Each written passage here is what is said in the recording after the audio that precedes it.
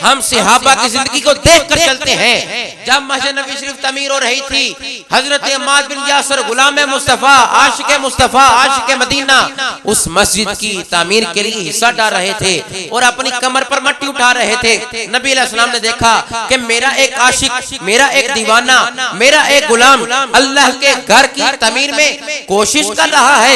हजरत अम्मार बिन यासर तेरे मुकद्दरों पे कुर्बान जाऊं, आपकी अज़मत पे कुर्बान जाऊं। नबी अलैहि सलाम ने उनकी पुश्त पर अपना दस्ते मुबारक फेरा, जो मट्टी लगी हुई थी उसको झाड़ा और हजरत अम्मार बिन यासर के लिए नबी अलैहि सलाम ने दुआ की और दुआ ऐसी इजाबत का सेहरा, इनायत का जोड़ा दुल्हन बन के निकली दुआए मोहम्मद। वो तो रद्द है ही नहीं सल्लल्लाहु अलैहि वसल्लम, वो दुआ रद्द नहीं।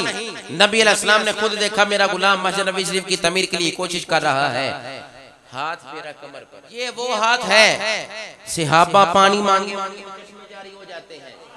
ये वो हाथ है उम्मे माबद की बकरी को लग जाए, जो बकरी दूध नहीं देती थी, वो बर्तन फुल करती है और दूध खत्म नहीं होता। ये दस्ते मुबारक की शान है, तो वजूद मुस्तफा का क्या कहना है।